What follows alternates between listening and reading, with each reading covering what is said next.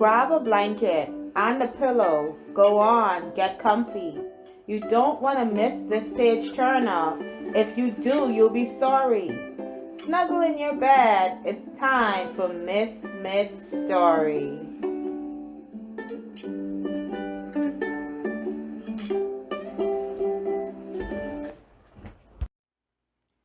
It's Mine, a fable by Lionni. In the middle of Rainbow Pond, there was a small island. Smooth pebbles lined its beaches, and it was covered with ferns and leafy weeds.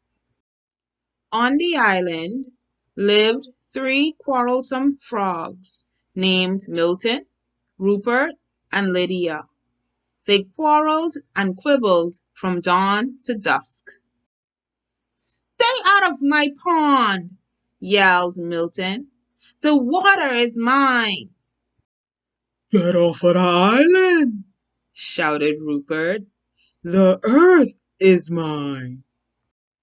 "The air is mine!" screamed Lydia as she leaped to catch a butterfly, and so it went. One day a large toad appeared before them. "I live on the other side of the island," he said, "but I can hear you shouting, 'It's mine! It's mine! It's mine!' all day long. There is no peace because of your endless bickering. You can't go on like this." With that, the toad slowly turned around and hopped away through the weeds. No sooner had he left than Milton ran off with a large worm. The others hopped after him. "Worms are for everybody!" they cried, but Milton croaked defiantly, "Not this one! It's mine!"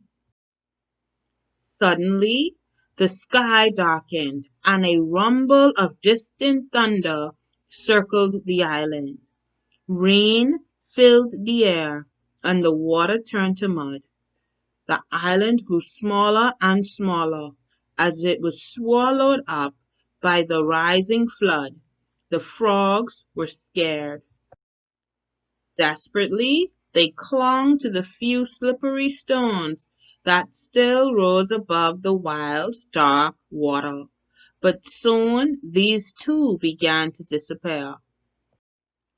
There was only one rock left, and there the frogs huddled, trembling from cold and fright. But they felt better now that they were together, sharing the same fears and hopes. Little by little the flood subsided. The rain fell gently and then stopped altogether. But look, the large rock that had saved them was no rock at all. "You saved us!" shouted the frogs when they recognized the toad.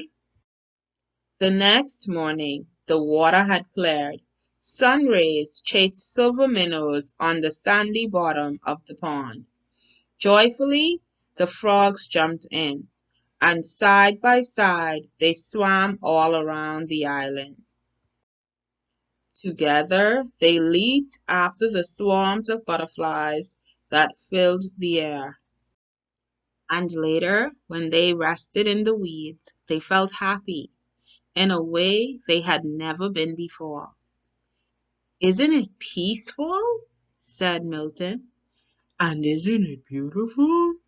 said Rupert. "And you know what else?" said Lydia. "No, what?" the others asked.